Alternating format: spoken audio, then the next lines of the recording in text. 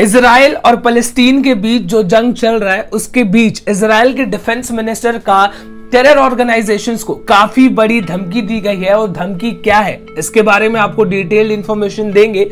उसके पहले मैं आपको बता दूं, हिंदुस्तान में दो ऐसे बड़े बड़े स्टेट्स हैं जिन्होंने ये फैसला लिया है कि जिन बच्चों के परिवार वाले कोविड की वजह से अब इस दुनिया में नहीं रहे उनको कौन सी सुविधाएं दी जाएंगी, इसके बारे में आपको डिटेल्ड इंफॉर्मेशन दी जाएगी। इसके पहले आज की सबसे इंपॉर्टेंट न्यूज अपडेट, जहां पर भारत सरकार का कहना है आने वाले कुछ महीनों में हिंदुस्तान में इतनी वैक्सीन होंगी कि सबको वैक्सीनेट करने के लिए काफी होगा, लेकिन कितने दिनों में और कितनी वैक्सीन ये भी आपको बताया जाएगा। उसके पहले आप सभी को मेरा नमस्कार, मेरा नाम है देवेश सिंह। समाचार 2.0 में आप सभी का स्वागत है। इसी के साथ आज की सबसे इंपॉर्टेंट न्यूज अपडेट्स की शुरुआत करते हैं। तो आज की न्यूज अपडेट्स की शुरुआत करने से पहले आज ईद है, तो ईद के मौके पे सभी को ईद की हार्दिक शुभकामनाएं।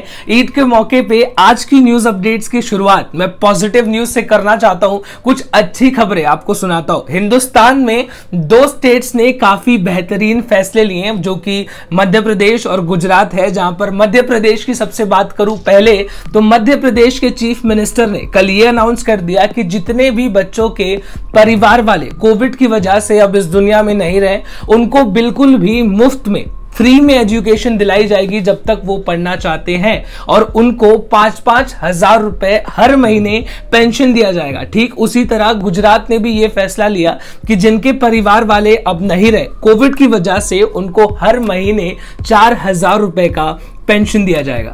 अब बात कर लेते हैं भारत सरकार के बारे में। मैंने अभी आपको पहले बताया कि उन्होंने अब वादा तो कर दिया है, तो कितने महीनों में और कितनी वैक्सीन। तो सरकार का कहना है कि आने वाले 5 महीने के अंदर 216 करोड़, जी हां 216 करोड़ वैक्सीन हिंदुस्तान में बनाई जाएंगी, और इतना वैक्सीन सबको लगाने के लिए बिल्कुल भी काफी है। अभी कुछ कई सारे रिपोर्ट्स निकल के आ रहे थे जहां पर यह बात पता चल रही थी कि हिंदुस्तान में सबको वैक्सीनेट करने में कम से कम 3 साल का समय लगेगा, लेकिन फिलहाल सरकार कुछ अलग डेटा बता रही है। अब देखने वाली बात यह होगी क्या सच में 5 महीनों के अंदर वैक्सीन इतनी सारी आ जाती हैं और ऑन ग्राउंड रियलिटी में लोगों तक ये वैक्सीन पहुंचती है, उनको वैक्सीन लगाई भी जाती है या नहीं। सरकार ने क्या कहा है और सच्चाई क्या है, इसमें काफी फर्क होता है, तो देखने वाली बात होगी।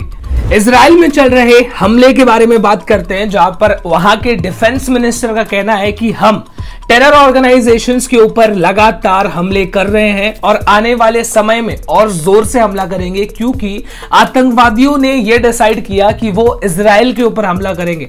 हम काफी समय से शांत थे, हमने पीस मेंटेन किया था, लेकिन अब और नहीं, हम अपने आप को डिफेंड करेंगे और जवाबी कार्रवाई में रिटेलिएट भी करेंगे। वहां के डिफेंस मिनिस्टर बेनी का यह स्टेटमेंट तब आया जब उन्होंने हमास में एक 14 महले की बिल्डिंग को अपने फाइटर जेट से पूरी तरह से कोलैप्स कर दिया।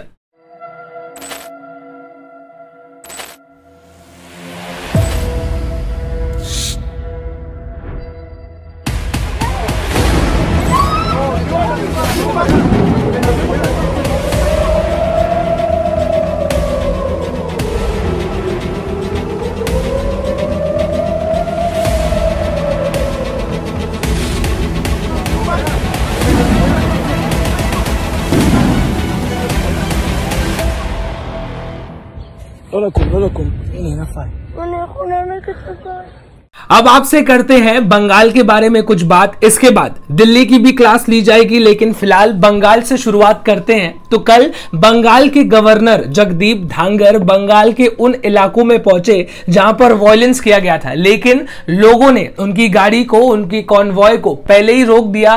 काले झंडे तक उनको दिखाए गए, क्योंकि उनका यह कहना है कि जब सरकार इलेक्शन हारी बीजेपी, तब उनके ऊपर जो वायलेंस हुआ उसके बाद सरकार कहां थी, उनको सपोर्ट क्यों नहीं किया गया, और अब वो क्या देखने आए हैं और क्या पूछने आए। जिसके बाद जगदीप धांगर ने मीडिया वालों से कहा कि लोगों का कहना है कि वो अपना घर छोड़कर, महिलाएं हो मर्द हो सब अपना घर छोड़कर जंगलों में रह रहे हैं, क्योंकि अगर वो वापस अपने घर में आएंगे वैसे ही टीएमसी के गुंडे उनके ऊपर हमला करना शुरू कर देंगे। लोग इतने ज्यादा लाचार हैं कि वो पुलिस वालों के पास भी पुलिस कंप्लेंट दर्ज कराने नहीं जा सकते, क्योंकि पुलिस टीएमसी के गुंडों का ही सपोर्ट करती है। आप समझ रहे हैं, ग्राउंड रियलिटी बंगाल में फिलहाल किस तरीके की है, जिसके बाद टीएमसी का यह कहना है कि जो गवर्नर है उनको वहां पर नहीं जाना चाहिए था, अटैक्ड इलाकों में नहीं जाना चाहिए था क्योंकि ये अनकॉन्स्टिट्यूशनल है। तो अब आई बारी दिल्ली की। दिल्ली की सरकार का कहना था कि उनके पास वैक्सीन की कमी है, ऑक्सीजन की कमी है, ऑक्सीजन कॉन्सेंट्रेटर्स की कमी है। उनको हर दिन 700 मीट्रिक टन ऑक्सीजन की जरूरत है, जिसके बाद दिल्ली हाईकोर्ट का भी ये कहना था कि दिल्ली सरकार को हर दिन 700 मीट्रिक टन ऑक्सीजन पहुंचाया जाए, जिसके बाद सेंटर ने ये डिसाइड किया, उनके एनालिटिक्स के हिसाब से उनको 700 मीट्रिक टन ऑक्सीजन की कोई जरूरत नहीं थी, जिसके बाद एक ऑडिट कराया गया। तो दिल्ली सरकार ने उस ऑडिट को रोकने की कोशिश की, ऑडिट कराने की परमिशन नहीं दी, जिसके बावजूद ऑडिट तो हुआ और ऑडिट में यह निकल के आया कि सरकार को 700 मीट्रिक टन ऑक्सीजन की कोई जरूरत नहीं है, बल्कि वो सारा काम सिर्फ 580 मीट्रिक टन में हो जाएगा। लेकिन फिलहाल दिल्ली की सरकार और दिल्ली के डेप्यूटी चीफ मिनिस्टर, उनका यह कहना है अब कि हाँ, हमको ऑक्सीजन एक्स्ट्रा की जरूरत नहीं है, हमारे पास काफी ऑक्सीजन है। एक काम करो सेंटर, आपके पास जो एक्स्ट्रा ऑक्सीजन है वो आप किसी और स्टेट को डाइवर्ट कर दो।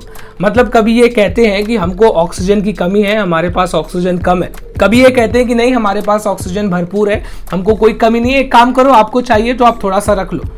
दिल्ली सरकार रियलिटी में क्या छुपाना चाहती है, सवाल जनता का ये है। फिलहाल दिल्ली में कई सारे जगहों पर ऑक्सीजन कॉन्सेंट्रेटर्स होल्ड करता हुआ मिला, कई सारे बिजनेसमैन उसको दबा के रख रहे हैं, लोग यहां पर मर रहे हैं हॉस्पिटलों में। सरकार के पास एकदम जितना उनको ऑक्सीजन चाहिए उतना ऑक्सीजन है, लेकिन उसके बावजूद भी हॉस्पिटलों में लोग ऑक्सीजन की कमी की वजह से क्यों मर रहे हैं। ये हाल सिर्फ दिल्ली का नहीं है, हिंदुस्तान में सारे स्टेट, लगभग सारे स्टेट में यही हाल है। उनके पास ऑक्सीजन है लेकिन लोगों तक वो ऑक्सीजन क्यों नहीं पहुंच रहे, क्योंकि मिसमैनेजमेंट, क्योंकि इंडिया में लगातार इतने सारे ऑक्सीजन सप्लाईज आ रही हैं, सरकारों के पास ऑक्सीजन पहुंच रही है, कई सारे जगह पर कम भी पहुंच रही है। लेकिन फिलहाल दिल्ली की बात करते हैं, दिल्ली में कई सारे बिजनेसमैन ऑक्सीजन कॉन्सेंट्रेटर्स को होल्ड कर रहे हैं और दिल्ली की सरकार उनका सपोर्ट कर रही है। होल्ड क्यों किया जा रहा है, ताकि जब उनके प्राइसेस बढ़े तब उनको महंगे प्राइस में बेचा जाए और ज्यादा मुनाफा कमाया जाए। ये पैंडेमिक है, यहां पर लोग मर रहे हैं, सरकारों को मुनाफा नहीं देखना चाहिए। हिंदुस्तान में फिलहाल वैक्सीन की कमी है और ये बात किसी से छुपी हुई भी नहीं है। कई सारे देश हमको वैक्सीन देने में मदद कर रहे हैं, हमारे domestic manufacturers, world's biggest manufacturers भी वैक्सीन बनाने में लगे हुए हैं। लेकिन हिंदुस्तान की जो पॉपुलेशन है उसको सपोर्ट करने के लिए उस लेवल का वैक्सीनेशन ड्राइव मौजूद नहीं है। अब दुनिया में सबसे ज्यादा वैक्सीन किसके पास है, तो वो है United states of America. America के पॉलिटिकल लीडर्स, कम से कम 56 कांग्रेसमैन ने यूएस प्रेसिडेंट जो बाइडेन को लेटर लिखा है, ये कहते हुए कि वो इंडिया को वैक्सीन देने में मदद करे और कोविड से लड़ने के लिए जिन इक्विपमेंट्स की जरूरत है वो हिंदुस्तान को पहुंचाए। यानी कि आप समझ सकते हैं हिंदुस्तान का प्रभाव दुनिया पर कितना बड़ा है। अभी कल की न्यूज अपडेट में मैंने आपको बताया था कि महाराष्ट्र के deputy chief minister Ajit Pawar का सोशल मीडिया हैंडल करने के लिए उन्होंने एक एजेंसी को हायर किया है, जिसको टैक्स पेयर्स के पैसे से 6 करोड़ रुपए दिए जाएंगे सिर्फ उनका सोशल मीडिया हैंडल करने के लिए। जिसके बाद ये पूरा न्यूज पूरे देश में फैल गया, शहर में फैल गया, जिसके बाद सरकार ने इस डिसीजन को रिपील कर लिया है। यानी कि जो 6 करोड़ रुपए वो एजेंसी को देने वाले थे सोशल मीडिया हैंडल करने के लिए, लोगों के आउटरीच के बाद उन्होंने इस प्लान को डंप कर दिया। अब महाराष्ट्र के बारे में बात कर ही ली है तो एक और खबर महाराष्ट्र की तरफ से, जहां पर सुप्रीम कोर्ट ने अभी यह फैसला सुनाया था कि मराठास को 50% कोटा नहीं दिया जाएगा और अब अगर इस फैसले को कोई बदल सकता है तो वो हिंदुस्तान के प्रेसिडेंट होंगे। सिर्फ वही डिसाइड कर सकते हैं कि कौन सी कम्युनिटी को बैकवर्ड घोषित करना है। जिसके बाद गवर्नमेंट ने, महाराष्ट्र की सरकार ने सुप्रीम कोर्ट को इस मामले को फिर से रिव्यू करने के लिए कहा है कि आप एक बार और सोच के देखिए कि क्या आप इसके ऊपर फैसला नहीं सुना सकते, सिर्फ प्रेसिडेंट ही इसके ऊपर फैसला सुना सकते हैं। कोरोना वायरस के चंगुल से हम धीरे धीरे बाहर निकल रहे हैं। जी हाँ, कोरोना वायरस को लेके अच्छी खबर है, हम लोग ने 4,20,000 केसेस से लेके अब धीरे धीरे 3,40,000 केसेस हम दर्ज कर रहे हैं। यानी कि कोविड के केसेस में गिरावट दर्ज की जा रही है, लेकिन मरने वाले लोगों की संख्या अभी भी काफी ज्यादा है। हर दिन लगभग 4000 लोग कोविड की वजह से मर रहे हैं। कल की बात की जाए तो 3900 से ज्यादा लोग कोविड की वजह से मरे।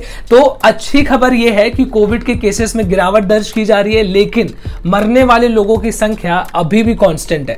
तो आप अपनी सेफ्टी का ख्याल जरूर रखें। मेरे पास आज लास्ट में आपको बताने के लिए दो काफी ज्यादा शॉकिंग खबर है। एक है कानपुर से और दूसरा है बरेली से।